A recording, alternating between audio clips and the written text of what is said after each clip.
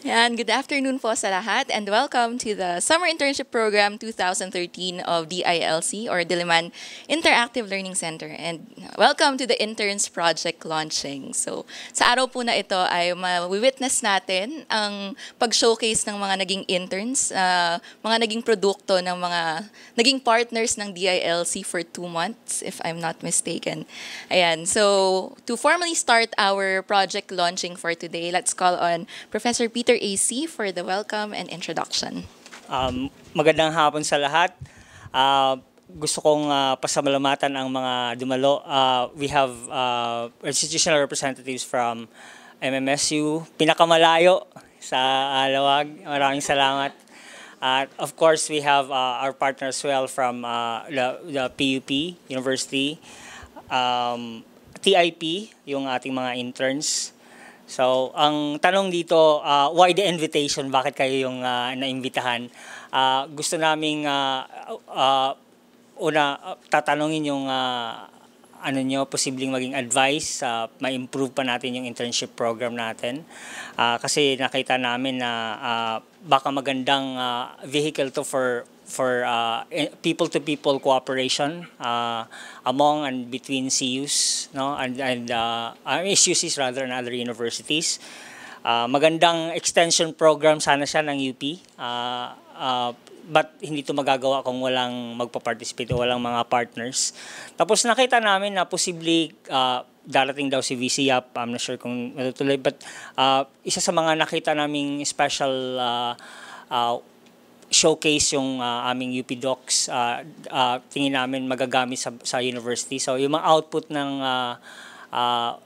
trabaho ng mga interns ay pwede sana magamit sa ating mga opisina. So ang internship program namin ay may mission, no? Una, gusto naming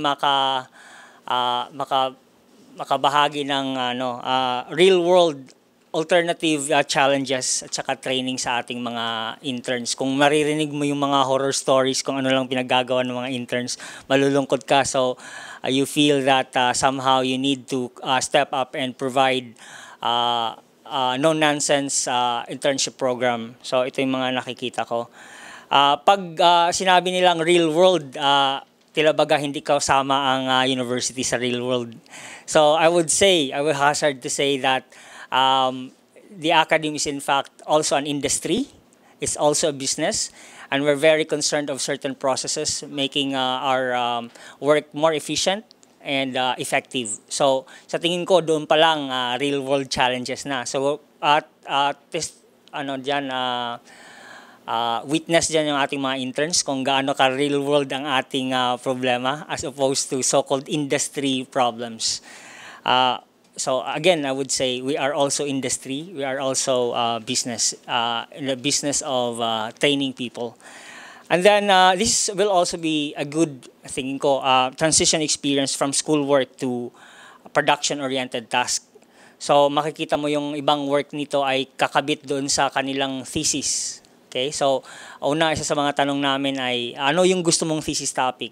So sinusubukan namin ibagay ang aming mga task. So meron din kaming agenda, of course. Gusto naming matapos yung mga certain projects tingin namin. But magugulat ka gaano kalapit yung mga gusto ng estudyante sa gusto din naming magawa. So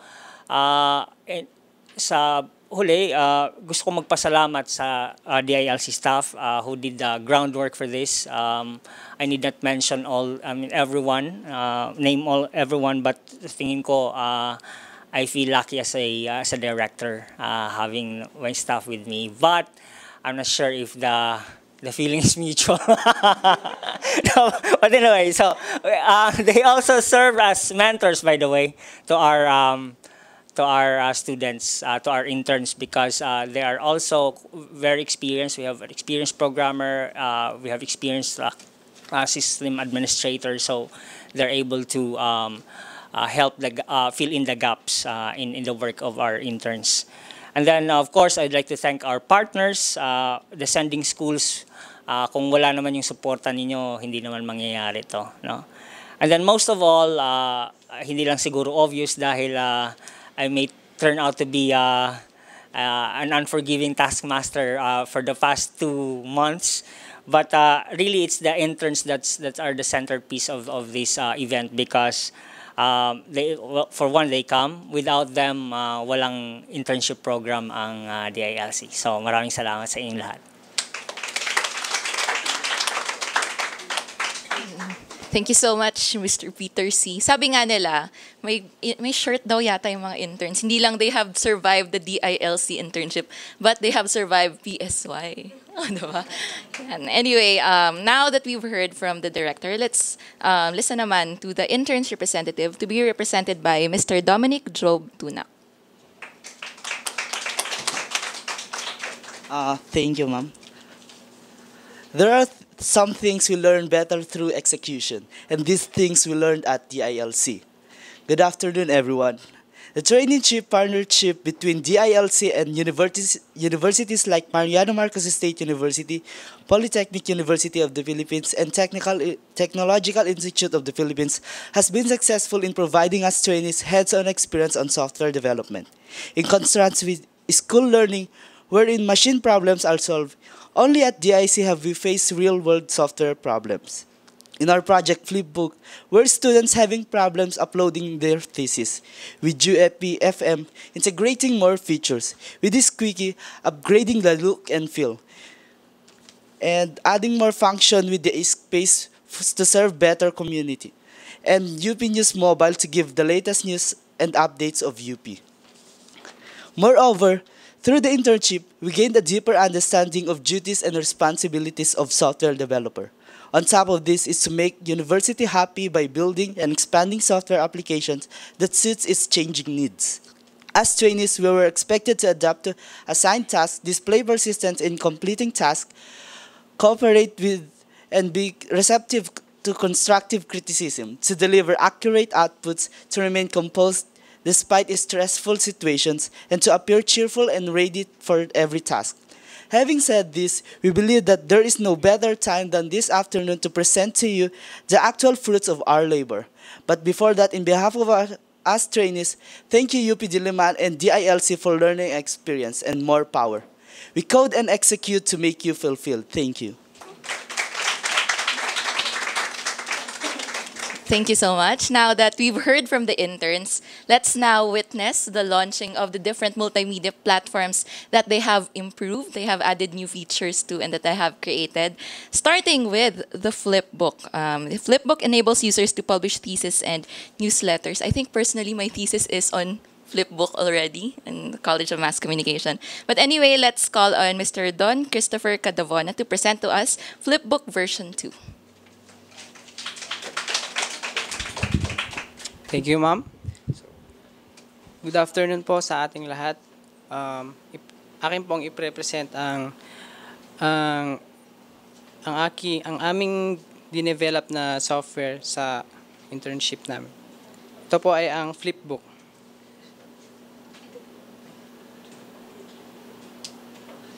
Bale, what is a Flipbook? Okay. What is a Flipbook? So, sa Flipbook is an easy online document publisher that presents documents like theses and magazines in a flipbook format. It is an easy way to publish your documents online without giving readers the ability to easily copy it, making it safe. Sa ano po kasi dati pong meron pong thesis uploader na dati pong sineserve ng DILC. Kaya lang po, nagkakaroon po ng mga problema yung mga estudyante sa pag-upload kasi po marami po siyang steps upang ma-upload at ma-convert into a flipbook format yung kanilang mga thesis. Gaya po dati, kailangan pa po nilang magpunta sa mga different websites upang i-upload yung kanilang thesis tapos i-convert into a flash format at then yung flash format na yun i-upload po ulit nila sa Squeaky po. Kaya naisip po namin na i-improve yun na gawin lang po natin na maiksi yung step para po madali yung pag-upload at saka masaya yung mga estudyante sa pag-upload para hindi po sila mahirapan. Kaya, yan po. Features. Ito po yung mga features ng Flipbook. Una po, it uses UP webmail accounts to log in users into the system. It enables users to upload any PDF document, automatically converts uploaded documents into flipbooks. It makes users go through only a few steps in publishing their documents, which is the upload step only. Which is the major. Yung upload lang po kasi yung pinaka-major step doon. At saka meron po siyang simple user interface. What are the few steps? Ito po yung mga few steps na gawa po namin. So, login. Yan po yung first step ay login. Kailangan po mag-login ng mga users gamit ang kanilang webmail, UP webmail account para po sila makapasok at makapag-upload ng kanilang mga documents sa Flipbook. Second, yung upload. Ito na po yung pinaka-major step ng Flipbook. Ito po yung pag-upload lamang. Ang mga users po ay kailangan lang po nilang i-select o i-browse yung kanilang PDF format o yung kanilang thesis document at saka i-upload. Pagkatapos nun, view. Pagkatapos po ng upload, ready na po yung Flipbook format upang siya ma-view at ma-share sa kanilang squeaky at sa ibang mga tao. Yan lang po yung steps. Maikli lamang po. Ito po yung login interface na design. Simple lamang po siya. Gumamit po kami ng Bootstrap. At yan po. Hindi po masyadong attractive pero straight to the point. Tsaka po, sabi nga po ni Sir Peter, streamline. Login interface. Yan po. Tapos, yung upload interface. Ito po yung upload interface na nagawa namin. Meron lang po siyang browse na input kung saan i-click ng user at saka pag pinindot yung clinic yung upload, mag-start na yung upload at saka meron po siyang progress bar kung saan ay wala dati sa previous Flipbook.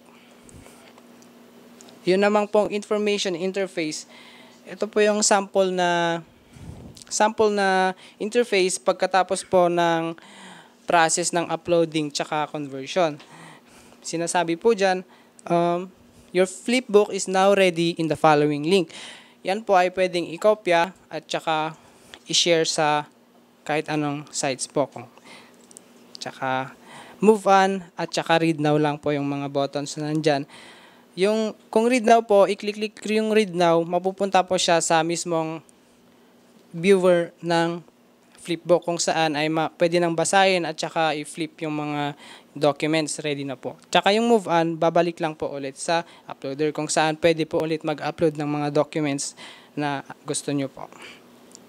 Tsaka yung Flipbook, ito po yung Flipbook interface. Kaya po siya Flipbook dahil ang inyo pong document ay nagiging parang libro kung saan ay hindi siya madaling i-kopya kagaya ng copy and paste. Yun po yung pinaka-major problems po kasi sa publishing. Yung pwedeng may copy at paste yung mga text at saka pwedeng nakawin ng mga other users. Kaya ito po, medyo dito po magkakaroon po ng mga problema yung mga mananakaw dahil hindi po nila maaaring i-copy at paste yung mga text dyan. Pwede lang po sigurong i-screenshot kung matyaga po silang mag-screenshot. Kaya dito po, resulta po nito ang safety. Kaya meron lang po siyang konting mga functions kagaya ng pag-zoom, zoom out, tsaka input ng page kung saan pwede pong mag-input ng user kung saan niya gusto yung page pumunta. Kunwari po, go to page 101. Tsaka enter niya, automatic po na mag-flip yung book hanggang sa 101. Yan po. Thank you po.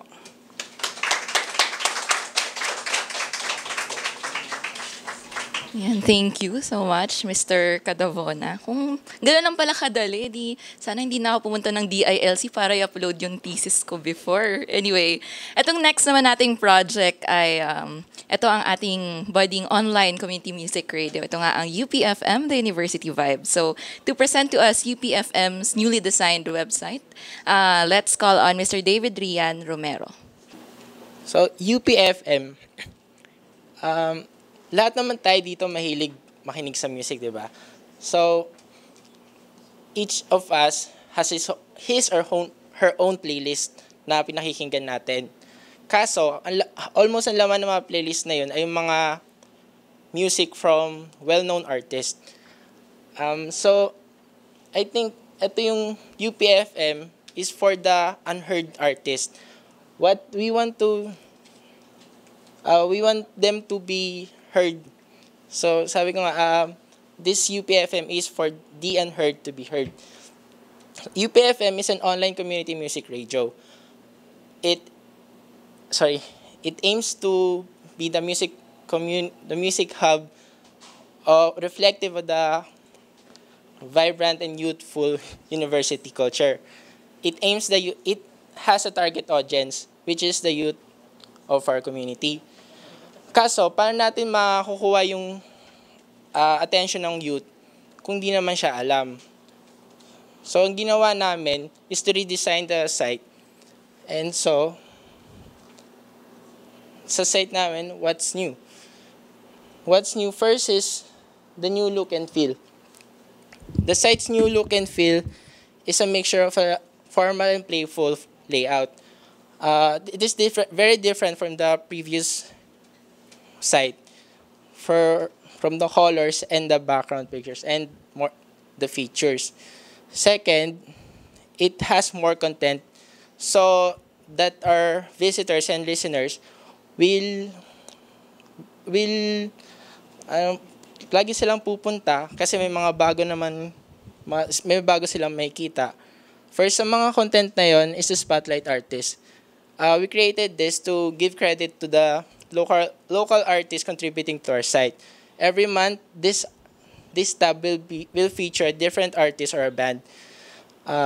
Second is the announcements. So in here, every announcements and gigs of the artists and bands of contributing to our site is posted here, so everyone can know when and where to find them and to watch them. The third new stuff is the voting system.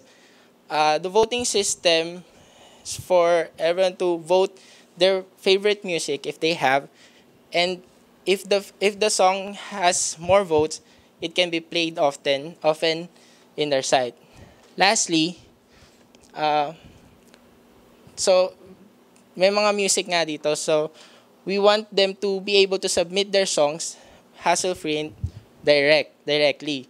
We created a feature where they can easily submit their songs. So that although kailangan pang i-process or i-review yung mga song, we assure you that the songs will be uploaded in our server. So that's just my talk. So I just want to invite everyone to visit our website and catch the Univibe with us. Thank you.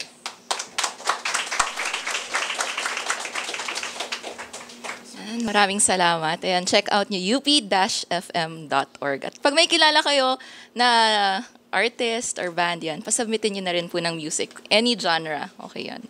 Anyway, ito, let's proceed to our third presentation for today. Ito naman, very useful when giving directions. Ito ang tinatawag nating ISCPACE, an interactive map using information layers. Ano kaya yung information layers? Okay, let's listen to Mr. Raf Alimbuyugen to present ISCPACE version 2.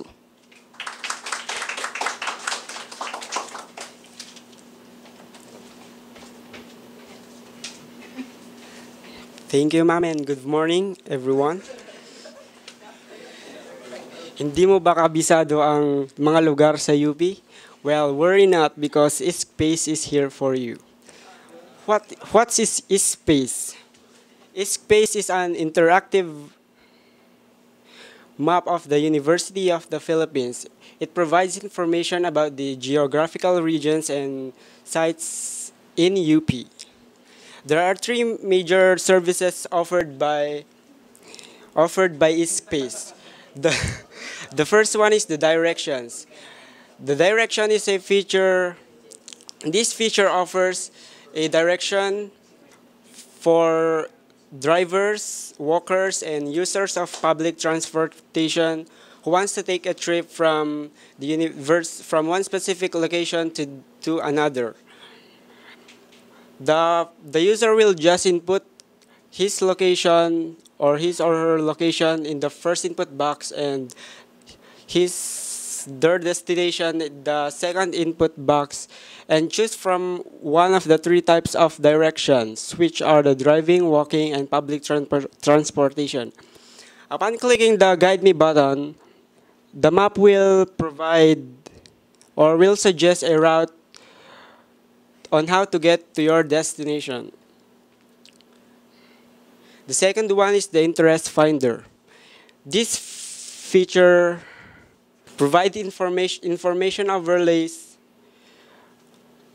for conference facilities, food establishments, colleges, Wi-Fi hotspots, art galleries, and museums, and it also displays the geographical region of the University of the Philippines and different jeepney routes, specifically the UP Ikot, Philcoa, and the Katipunan.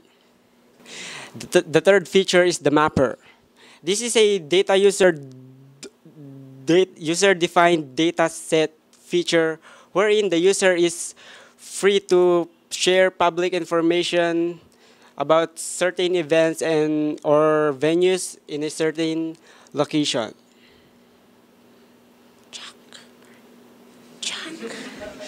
That could be all. Thank you.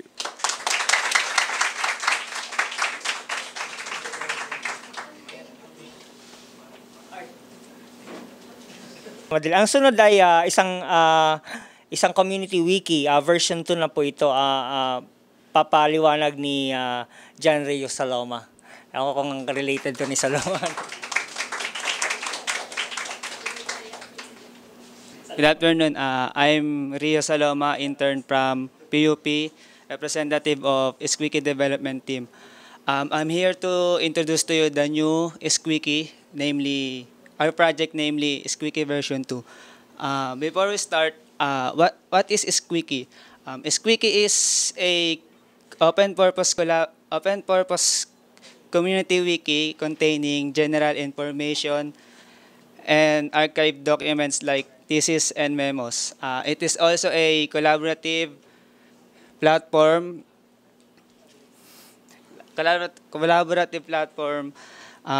research and the UP Life. Before I introduce to you the new Squeaky, let me show you first the old Squeaky. As you can see, the old Squeaky is just a plain website which contain limited design and just a plain text. And hindi siya masyadong catchy sa sa viewers. So Mr. Peter C., our director, asked us to redesign it or remodel it. So we came up to this. May light background. Medyo catchy na rin siya sa mga viewers natin. Tapos may little hover effects and ayun. So what are the possible uses of Squeaky? Squeaky is for everyone at UP. As I've said a while ago, Squeaky is a community wiki, a means to update everyone. So pwede natin makita yung mga news or mga nangyayari sa UP through Squeaky. And Squeaky is for students. Students can use Squeaky to find information on different students' organization or different student projects and they can upload their thesis. Squeaky for faculty. Faculty can use Squeaky to post post their class outputs like photo galleries, grades, etc. And Squeaky for artists. Artists can use Squeaky for archiving their multimedia outputs. And for the researchers, the researchers can use Squeaky to upload the research to invite open collaboration and feedbacks, and they can also post the profile of their research project. And Squeaky for the administrator, university administrator.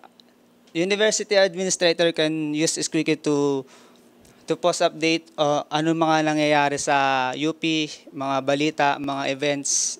That's all. Thank you.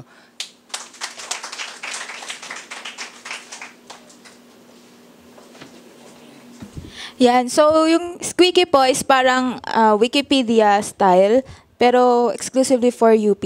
And then, let's proceed to our Android app development.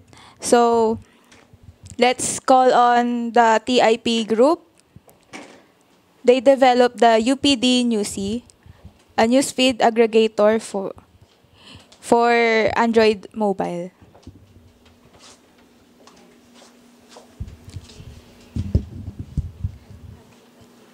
Good afternoon po. Good afternoon po. I'm Janice Sereno. I'm an IT student from Technological Institute of the Philippines. Magwa 1 month na kami dito sa DILC, but nakapag-create na agad kami ng ng mobile application. So, okay lang po ba kayo dyan? Ako po hindi. So, sino po ba dito yung mahilig magbasa or makichismis, magbasa ng article, manood ng videos, or makinig sa radyo ng kung ano-ano? Sino po? Ako lang?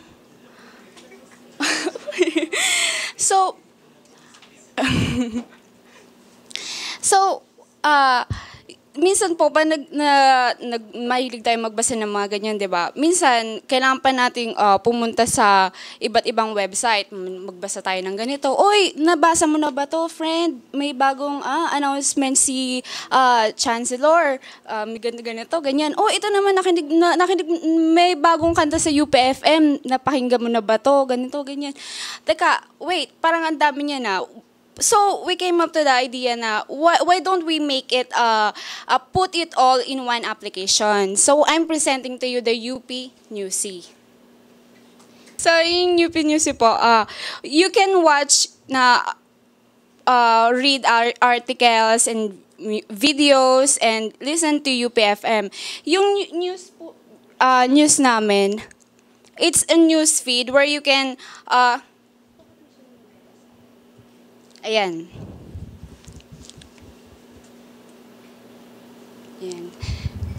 Yan. You can read those articles po. News feed yan. And may mga simple functions lang siya, like zooming in. Kung medyo malabo yung mata mo, tumatanda ka na. So, you can zoom in or zoom out. So, you can watch videos. Minsan, video coverage ng UP Diliman. You can watch it all there. And then, yung maganda dito, na yung yung kaka-present pa lang kanina na UPFM, na embed na namin dyan. And ang maganda dito, you can play yung UPFM and as a background, and you can, what happened? And while reading yung articles, pwede siya mag-play sa background mo. So, nagbabasa ka, kahit nasan ka man sa UP or nasan ka man sa Pilipinas, habang nagbabasa ka ng article, so, pwede ka makinig, ganun ka. So, yun po. All in all, yun talaga. Para makinig, magbasa, manood ng mga videos, and makinig sa UPFM, all in one app po. So, okay. Yan, so parang all-in-one package na po yung UPD Newsy. And then, next po is yung UP Docs. Actually, UP Docs website and then UP Docs mobile. na ipe-present ko po, to be presented by me. My name is Christina Dalupan. Actually, I'm not an intern, pero po, this is an opportunity to expose the document management system na sa tingin po namin is parang makakatulong po sa institution. So ito po. UP Docs and then UP Docs Mobile. UP Docs is a document management system or ECM. Ang ECM po is Enterprise Content Management. Yun po yung ginagamit yun po yung parang enterprise system na ginagamit ng most of us is yung mga top level management po na, ayun po, na may knowledge base and then decision making tool for UP faculty and other UP offices. So what is UP Docs? This is an open source ECM. Siyempre, document management system po siya, pero all in all, tawag po natin is Enterprise Content Management, which is may collaboration. Kumbaga yung file nyo po is yung metadata, yung sa gitna. Tapos, yung records management, kumbaga yung file nyo, mare-record na, mafa-file na po doon sa UP Docs. And then, meron pong forms management, yung mga forms po natin sa schools, ganon. Di ba meron po tayong mga templated forms. Pwede na po natin siyang ilagay doon. Then, yung document management, yun na nga po yun. And then, yung collaboration, hindi lang po yung top-level management yung may kinabang doon, kundi po yung other staff, yung buong staff po, yung para sa isang document na, kunwari is voucher. Ang voucher po is ginagawa ng admin staff na i-assign sa isa pa to process it. So, doon na po sa UP Docs, ipapas mo lang po yung, kumbaga gagawa ka lang po ng workflow, i-assign mo po yung task sa user sa UP Docs, and then the web content management, then the search. So, yung simple collaboration in Office na nangyayari nang walang use ng mga ECM is yung ganito po. So, meron tayong files. Yung files na yun is galing sa computer or galing sa USB. Then, yung file na yun, syempre, i-edit natin sa content editor like MS Office, LibreOffice, mga ganun po. And then, i-share natin through email.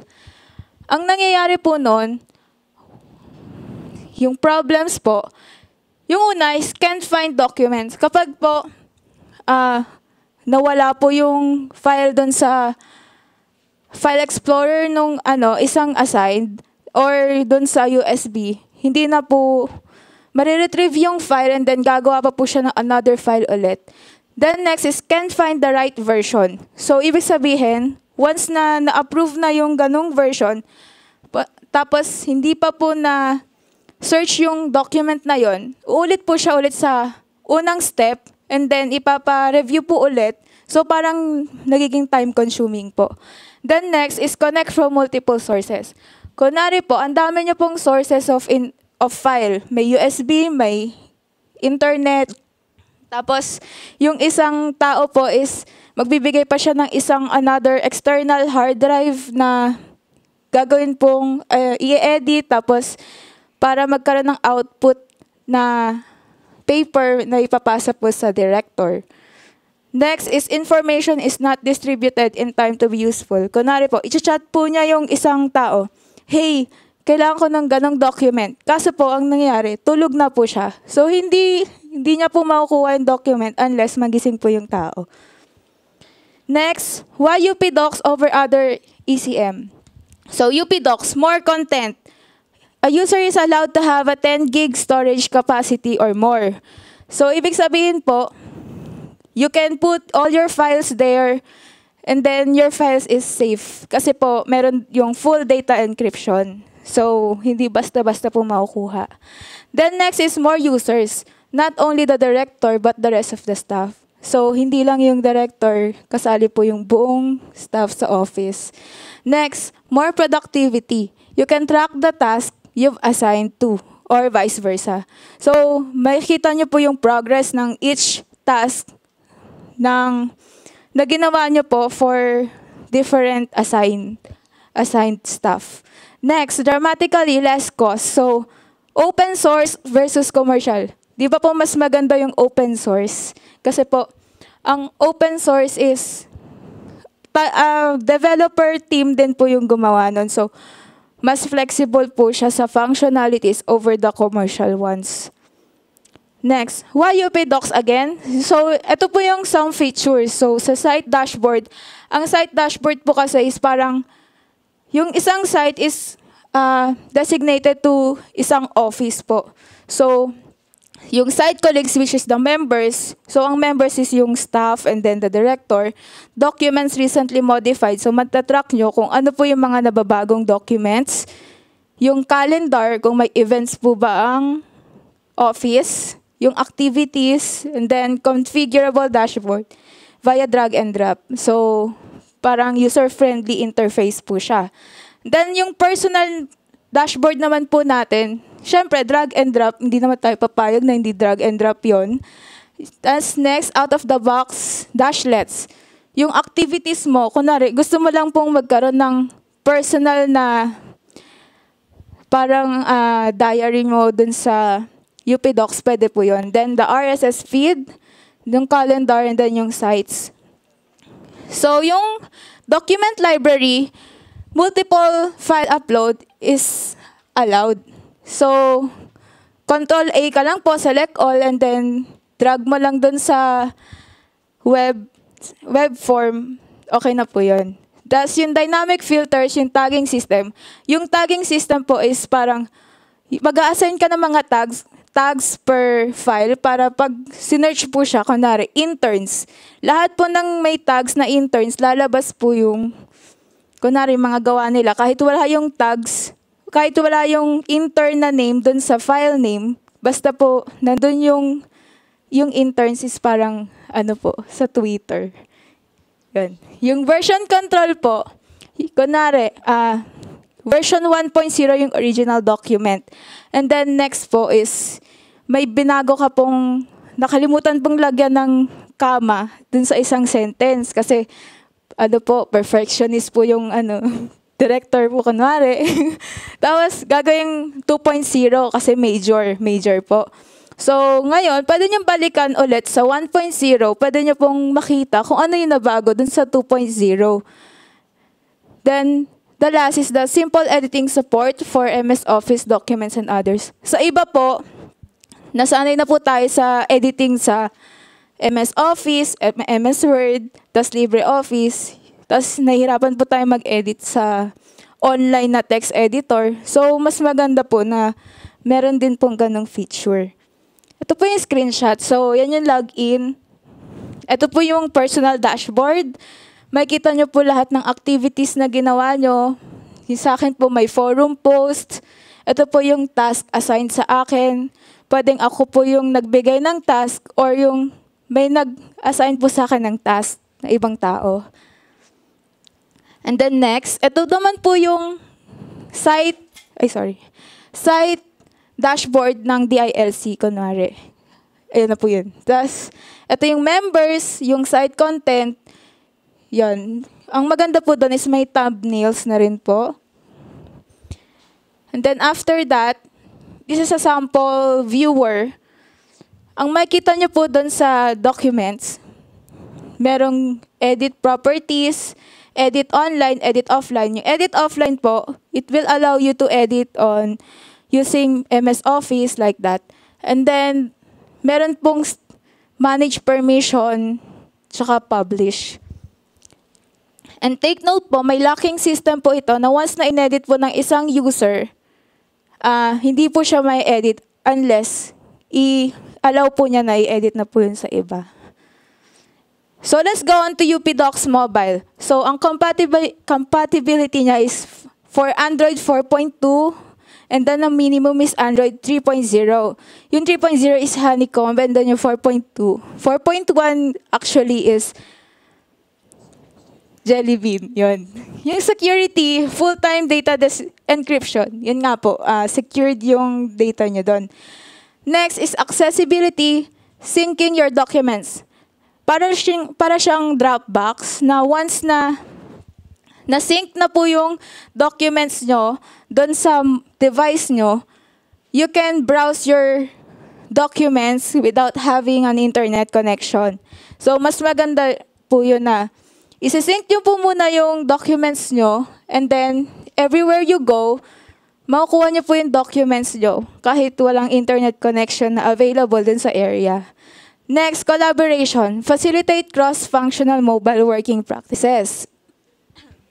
Yun po, kahit nasaan ka po, once na meron kang mobile device, you can view your task and then you can edit some documents using your Kaso po, ang pag-edit po ng documents dyan, kailangan, meron po kayo naka-install na Office something sa Android mobile nyo. The next, workflow. Unleash workflow potentials. So, kahit hindi ka na po pumunta ng office nyo to check what's going on, makikita nyo na po yun through the workflow diagram na available po sa UP Docs Mobile. And then the integration. These are the screenshots of UP Docs Mobile. So, yan po yung login. And then, ito po yung main menu, yung activities. Ito po yung upload a file. You can upload a file or take a photo. Yung take photo po, magte-take photo ka, tas automatically masasave po agad sa UP Docs na repository nyo po. Or make video and record audio. Then the sites, you can view the sites. There. This is the document library of the DILC site. And then yung details po dun sa kabila is document viewer. So makikita nyo po, hindi lang po siya simple. Meron din po siyang nagtatrend din po siya kasi may like icon. So parang Facebook. And then you can share it also with Gmail, Twitter, or kahit Viber po pwede. And then yung mga icons sa baba, download, upload, comments, kung may comment kayo sa ginawa, then edit, then yung time, yung clock icon is parang versioning, and then yung last is the tag. Ayan. So example, this is the comments, and then the version control system. So, nakailang version na po kami ng launch invitation na document. Umabot na po hanggang version 2.3. So, makikita nyo po dyan na last modification, yung time, tapos yung user, kung sino nag-modify. Tapos yun po. And then, yung downloads po, once na nag-download po kayo na nag-download, makikita nyo na lang po yan sa download folder nyo. And then, automatic na po na magkakaroon ng folder na download from UP Docs doon sa inyong SD card para po organize po tayo. So, hindi na po siya kalat-kalat. And then, last but not least is yung about page ng UP Docs. Yan. Thank you. Maraming salamat, Tina. By the way, kung may nag-report na na-traumatize yung ating mga interns, si Tina ang ating supervisor, but she's been very nice with the interns. Tama ba mga interns? Sinasabayan niya. Minsan kasi nagkaka-pressure na dito at umaabot na ng umaga yung kanilang pagdi-develop kasi nga nirarush. So, ganun din po sa totoong buhay. May mga deadlines na gusto niyong maabot. Kasi dati parang, siguro maabot natin tong May 30, maglo-launching tayo. Malapit na, hindi pa yung mga bisa. Nako, mamartilyo na para matapos. Kasi siyempre nakakahiya pag hindi matapos, no? So, ganun din po yun sa totoong buhay. Totoong buhay talaga yun, no? Na kailangan tapusin, no? It builds character pag naging intern sa DILC. So, pupunta na po tayo sa remark po sa talagang napaka-important na partner natin, yung ating mga sending schools. Una po nating tawagin si Miss Attornina Nisperos, si Ma'am Nina po. Yan.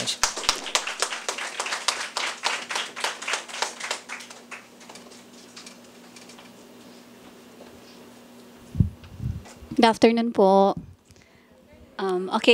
First of all, gusto ko pong i-congratulate ang DILC and of course the interns for summer 2013. May pangalan ba yung group ninyo?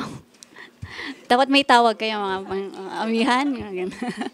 Okay, congratulations for a successful project launching and of course for coming up with educational technologies such as this, yung mga present ninyo na kailangan talaga sa education institutions ngayon. And of course, not only sa education institutions, pwede pang i-adapt sa industry or sa mga government offices, especially yung UP Docs po na ano. And then, I hope even if this technologies were developed for UP Diliman's use, I hope DILC is also considering of sharing it to other education institutions such as MMSU or PUP or meron bang TIP? Parang may nabanggit ko kanina. Okay. And also, I hope if ever our students are considering of adopting that technology for their thesis, I hope you would also allow them to make use of those technologies na ginamit po nila dito para po lalo po nilang ma-improve yung kung ano man po yung natutunan nila dito sa DILC. And secondly, I would like to thank yung DILC team po from Dr. C to Ma'am Melody, Miss Tina, si Miss Wenny, textmate ko lang, hindi ko po alam yung mukha. Okay, ano po. And yung iba po siguro hindi ko po na-meet. And sa lahat po sa inyo, maraming salamat po sa pag-accommodate po sa mga students po namin ng MMSU. Yung experience po nila, I know it's bad to compare, but I was able to scan the terminal report of other students that were deployed in other agencies, but compared to what I've observed nung pumunta po ako dito, tsaka feedbacks po ng students, they've learned a lot and they were able to experience po yung holistic, yung kompletong experience po ng software development from planning hanggang sa deployment and of course up to this project launching na usually kailangan naman pag nag-develop ka, you have to let others know that you have these technologies. So, and then also, yung thank you for guiding them throughout their entire OJT period. And lastly, I hope that this internship program is just a start of a great collaboration between MMSU and DILC and of course sa kabuuan po, UP Diliman. And actually, doon sa travel request ko po, naka-side note po si President that could you please explore possibilities of collaborating with the DILC and of course inviting speakers from UP Diliman. Yun po yung naka-side note doon sa travel. So as early as now, pinapaano ko na po na I hope this is just a start na sana po marami pa pong collaboration between MMSU and UP Diliman. And again, congratulations and thank you very much po, sir.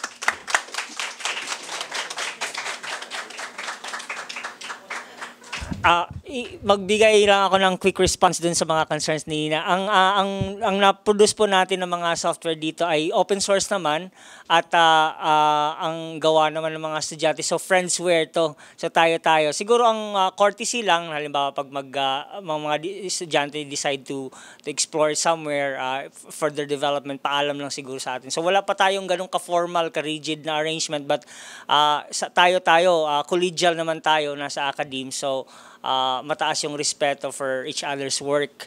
But bottom line, open source naman siya. Gustong pwedeng gawin ng iba pero mahihirapan sila kung walang guidance ni Tina. So, yan. Ang susunod po na mag-respond po ang ating partner po sa PUP, none other than Mr. Michael Dela Fuente. Siya po ang chair ng PUP Department of Computer Science. So, good afternoon po sa ano. So, I made a short note, no? Okay, so one of the tasks of an academic institution is to see to it that its students are prepared and ready to face the realities of the industrial world.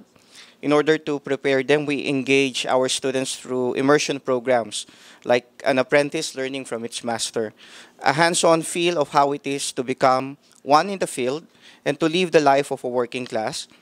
In here, the rules are much stricter, no leeway.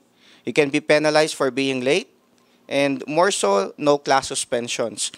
The opportunity to work with industry partners and practice what has been learned exemplifies learning by experience. Here, theories and methodologies are tested and relearned.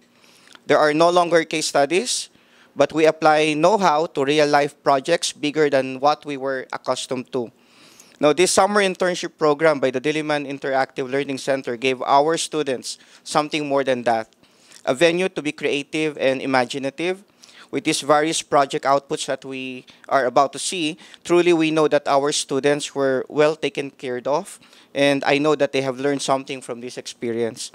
We hope and pray that this interaction and experience will not end here, and that DILC will continue to support our programs through this internship. And to DILC and also to UP Diliman, our heartfelt thank you, our heartfelt thanks. Again, thank you very much and good evening to all.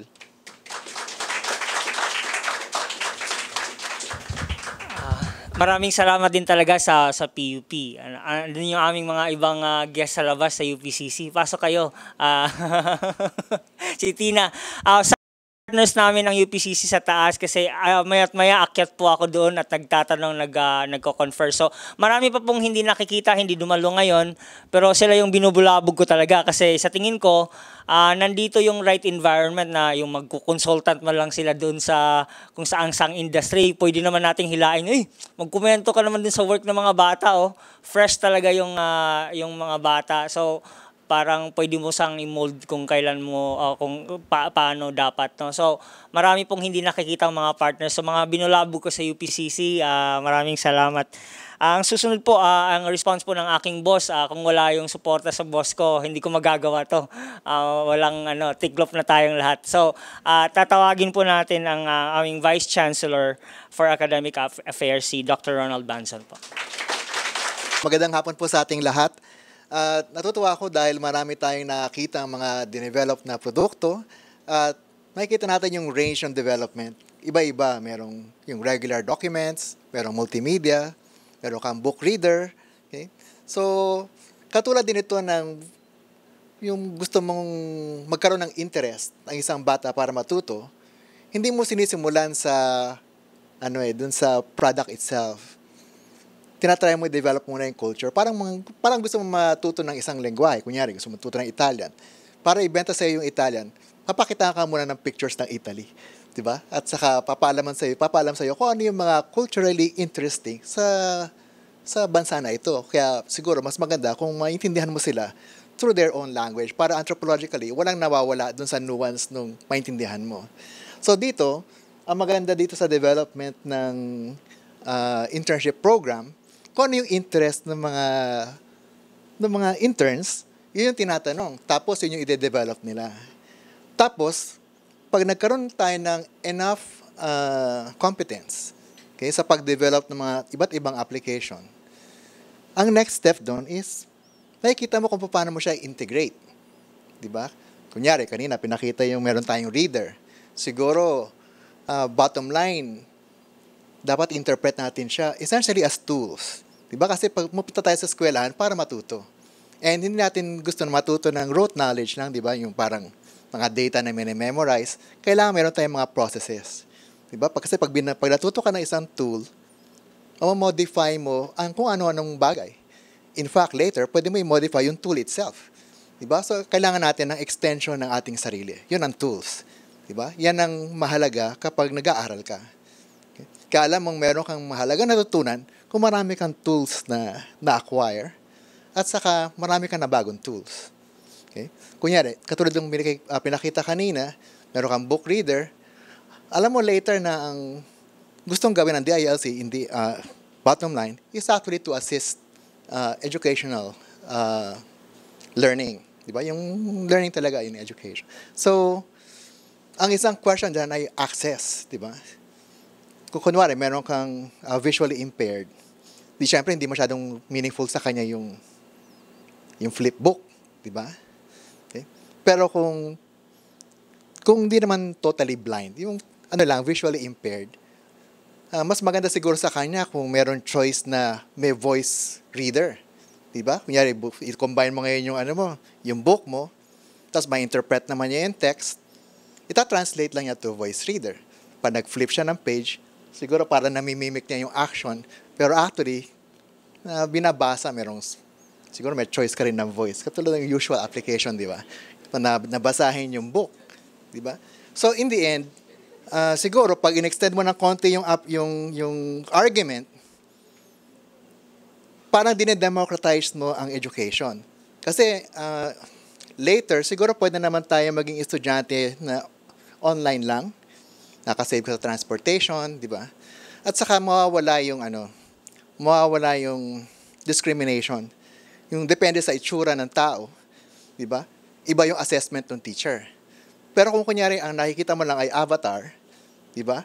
At nagpa-perform siya doon, kung ano man yung kinakailangan para sa klase, dapat makadevelop tayo ng metrics. Paano tayo magbibigay ng grade? Or kailangan natin siyempre yung authenticity din ng mga binibigay na data online.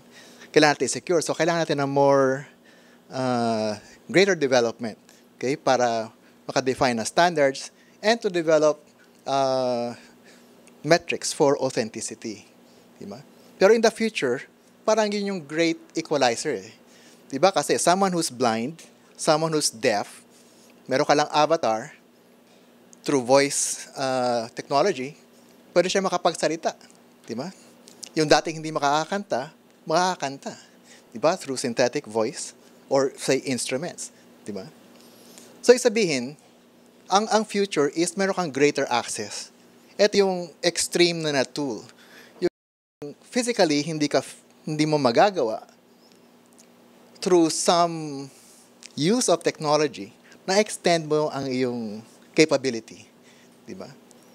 And natanggal mo pa yung possible discrimination just because hindi ka physically equipped. Right? For some reason, natanggalan ka ng some limbs. For example, later ma-develop natin yung technology, I would think, na hindi mo nakailangan ng keyboard. Diba? Possible na visual lang. Kasi pwede naman magkaroon ng detection kung saan nakatingin yung mata. So, this is something that we could be able to recognize even as early as now. Maganda na meron tayong internship program kasi hindi kakaunti ang tao na kailangan natin para mag-develop. Bukod sa development ng tools, kasi marami pa ibang questions, diba? Standardization, etc. Mas maganda, mas maraming kausap para lahat ng possible difficulties or challenges matetest ng iba't ibang grupo. Okay. Kasi bawat kultura may kanya-kanyang strength . At saka yung difference ng perspective, importante yun. Dahil kung pare-pareho tayo ng perspective, hindi natin kailangan ng opinion ng ibang tao. Diba? Kung puro tayo University of McDonald's, edi isa lang kakausapin ko. Diba? Dapat ma-preserve natin yung sarili nating kultura, kung saan man tayo nanggaling. At yung preservation na yan, ang actual strength, dahil yan yung difference ng perspective. Kaya kung galing tayo sa ibang lugar, dapat ipagmalaki natin dahil meron tayong kakaibang perspective. Kasi otherwise, kung pare-pareho tayong pinanggalingan, yun nga, wala masyadong difference yung ating opinion. Okay? So from our chosen field of specialization, ang kailangan lang natin, una is ma-acquire yung methods, ma-acquire yung kaalaman, okay? Para makagawa ng mga tools. And from the tools, magkakaroon ka ng tools made out of or crafted from tools themselves. Di ba, in the end, yan naman talaga nangyayari. So, nagkakaroon tayo ng full extension ng human experience. Di ba? And yun ang talagang gusto nating mangyari. And mangyayari lang yan kapag mas maraming involved na tao dahil sa ating relatively maliit na bansa pero malaki naman yung ating population, kailangan lang talaga dumami yung participants para mas marami tayong kausap. Okay? At maganda itong simula na to dahil very active naman ang ating director na si Peter. Okay? At natutuwa ako at very active naman yung ating mga naimbitihan. At nagpapasalamat nga kami at marami silang dinalang interns. Okay? At sa lahat ng ito, sana ay madagdagan pa. At sana mas madami pa ang mag-participate sa internship program. Sana hindi lang nga siya summer kung kaya lang. No? Sana meron ding Christmas internship program kasi sa buwan. Okay, so sa ngalan po ng Pamantasan ng Pilipinas sa Diliman, maraming salamat po at nakipag-usap kayo sa amin. Magandang hapon po sa ating lahat. Ganon yung extent ng buy-in ng ang aming administration, no?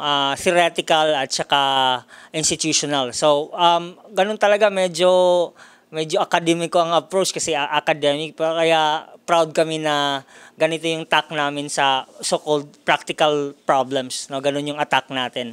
So ngayon, mamimigay kami ng certificates of appreciation. Babasahin ko lang yung text, hindi na siguro namin tawagin isa-isa. Okay lang sa inyo guys, no? Magkikita pa naman tayo eh. At saka baka gutom na yung mga iba natin kasama. Sample lang to ng text na babasahin namin.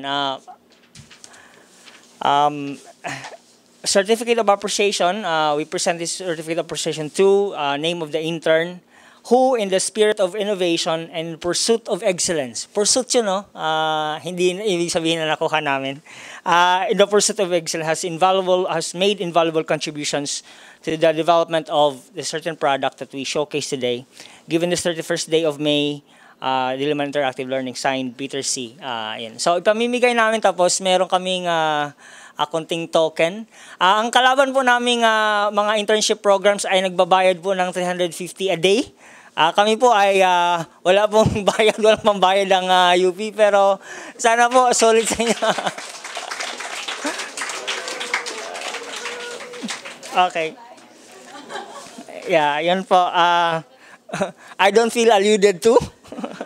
DILC po talaga yan, hindi yan Peter C. So, ang susunod po ay may mga open demos po kasi ang gusto namin na hindi sana ganito hindi ganun ka-formal. So, pwede po kayo magtanong at i-engage nyo po yung mga developers dyan.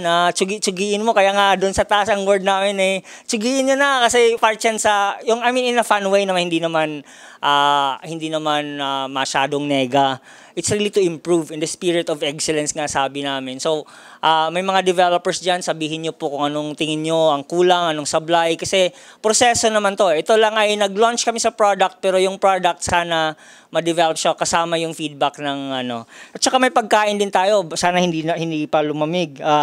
Sana may drinks din. So, so, may open project demos po tayo. Siguro sandali and then kakain tayo. So, may mga tanong po ba kayo? So, pwede yung tanongin sa, pwede ring general question, pwede ring specific. So, maging self-interested kayo kung saan produkto kayo interesado. So, doon po tayo mag-focus. So, open demo na po. Tapos bigay na lang namin ng patago yung aming mga tokens kasi wala lahat Sa mga intern lang tayo, ganun ka-special ang aming intern, no? So sige, maraming salamat sa pagdalo.